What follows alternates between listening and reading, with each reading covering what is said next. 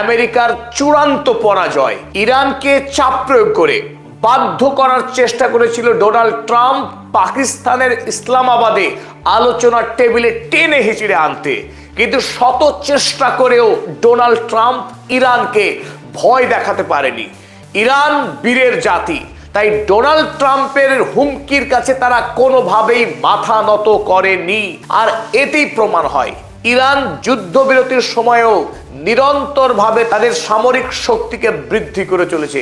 তাই নতুন করে যদি যুদ্ধ করতে চায় ডোনাল্ড ট্রাম্প, তাতেও পরোয়া নেই ইরানের। উল্টে ডোনাল্ড ট্রাম্প বাধ্য হলেন গত রাতে ইরানের সঙ্গে আমেরিকার যে যুদ্ধবিরতি, সেই যুদ্ধবিরতির মেয়াদ আনুষ্ঠানিকভাবে গত রাতেই শেষ হয়েছিল।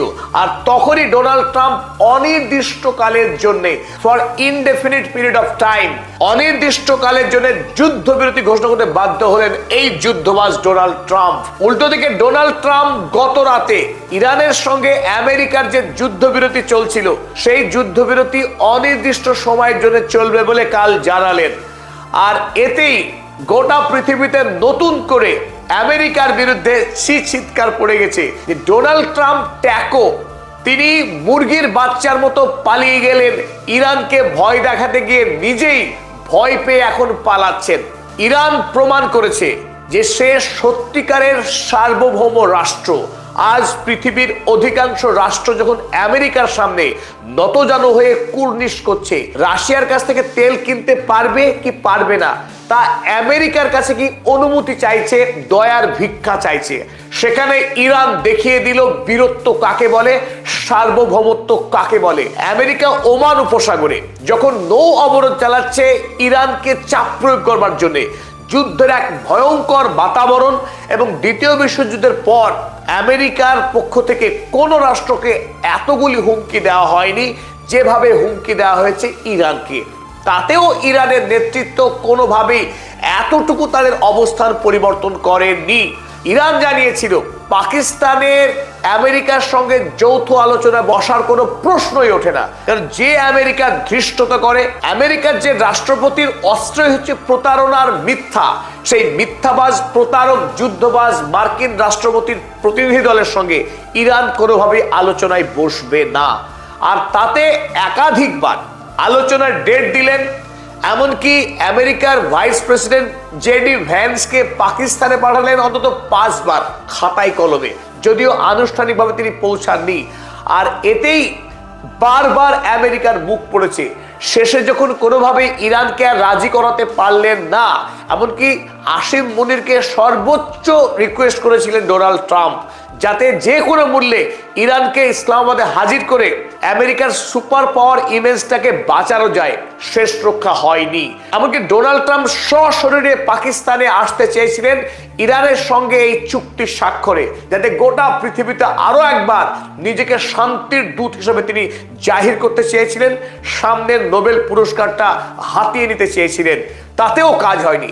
শেষ পর্যন্ত আমেরিকার চাপের কাছে ইরান তো নতি স্বীকার করেইনি।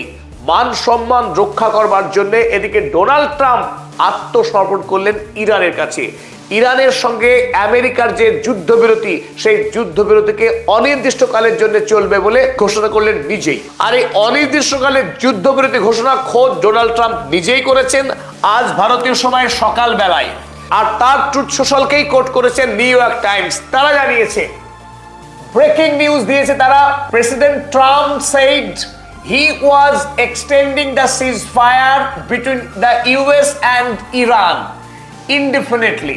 ডোনাল্ড ট্রাম্প জানিয়েছেন যে ইরান এবং আমেরিকার মধ্যকার যে যুদ্ধবিরতি, সেই যুদ্ধবিরতির মেয়াদকে তিনি বৃদ্ধি করছেন।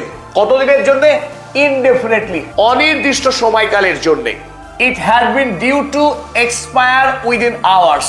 গতকালকেই দুই দেশের যুদ্ধবিরতি যখন শেষ হয়ে আসছিল মেয়াদ, সেই মুহূর্তে ডোনাল্ড ট্রাম্প এই যুদ্ধবিরতির মেয়াদকে আবারও বাড়িয়ে দিলেন।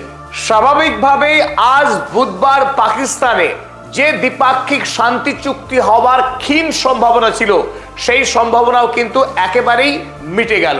অর্থাৎ ইরান আর আমেরিকা পাকিস্তানে দ্বিপাক্ষিক বৈঠকে বসছে না। আপাতত সেই ধরনের কোনো বৈঠকের সম্ভাবনাও আর রইল না। একদিকে ডোনাল্ড ট্রাম্প যখন যুদ্ধবিরতির মেয়াদকে দীর্ঘায়িত করছেন, এবং দ্বিপাক্ষিক আলোচনার কোনো সম্ভাবনাও রইল না।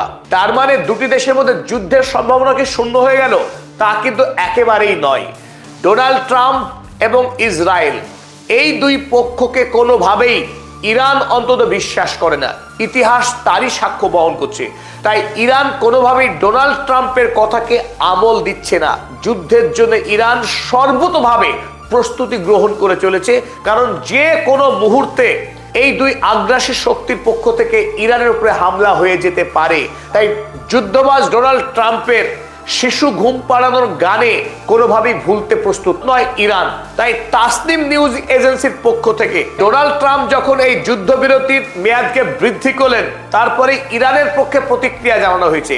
তাসনিম খবরের কাগজে একটি বড় আর্টিকেল প্রকাশ হয়েছে, যেখানে ইরান তার অবস্থান জানিয়েছে। ট্রাম্পের যুদ্ধবিরতির যে মেয়াদ বৃদ্ধি, সেই মেয়াদ বৃদ্ধির অর্থ 5 রকম হতে পারে। কি হতে পারে চলুন আমরা দেখে নিই তাসনিম নিউজ কি লিখেছে। The first meaning is that Trump has lost the war. প্রথম কথা খুবই স্পষ্ট, এই যুদ্ধে ডোনাল্ড ট্রাম্প আমেরিকা যুক্তরাষ্ট্র ইরানের কাছে পরাস্ত হয়েছে। ডোনাল্ড ট্রাম্পের সমস্ত কার্ড ইউজ করা শেষ। তার বড় বড় যুদ্ধ জাহাজ আব্রাহাম লিঙ্কন কিংবা USS Gerald R Ford, F-35 fighter jet, B-2 বোমারু বিমান, সমস্ত কিছু ব্যবহার করেও ইরান যুদ্ধে তিনি কোনো কিছুই হাসিল করতে পারেননি। এমনকি নতুন করে যদি যুদ্ধ লাগান, তাতেও যে তিনি কোনো কিছুই হাসিল করতে পারবেন না, সেটা ইতিমধ্যে ডোনাল্ড ট্রাম্প অন্তত কিছুটা বুঝেছেন। ফলে তিনি এই যুদ্ধবিরতিকে অনির্দিষ্টকালের জন্য প্রলম্বিত করলেন। দ্বিতীয়ত, এই ঘোষণা আমেরিকার পক্ষে একটা প্রতারণার ফাঁদও হতে পারে, যেটা তাসনিম নিউজ জানাচ্ছে যে Trump may do everything including deception through every possible means among them the extension of the ceasefire। এটা প্রতারণা একটা ফাঁদ পাচ্ছে ইরানের জন্য, যে ইরান ডোনাল্ড ট্রাম্পের এই কথাকে বিশ্বাস করে নেবে, তারা যুদ্ধের জন্য প্রস্তুতি থামিয়ে দেবে, আর সেই সুযোগে আমেরিকা আক্রমণ করবে ইরানকে। কিন্তু ইরান তা হতে দেবে না, সে কথা জানিয়েছে। তৃতীয়ত, এমনও হতে পারে, ইরান জানিয়েছে another possibility is that the US will withdraw from the war, যে এই যুদ্ধ থেকে আমেরিকা প্রস্থান করবে, কারণ আমেরিকার আভ্যন্তরীণ সীমাহীন চাপ। কিন্তু যুদ্ধ আবার চালিয়েও যাবে কিভাবে? and Israel will remain in this war under the pretext of violation of the ceasefire in Lebanon। লেবাননের যুদ্ধবিরতি ভেঙেছে এই অজুহাতে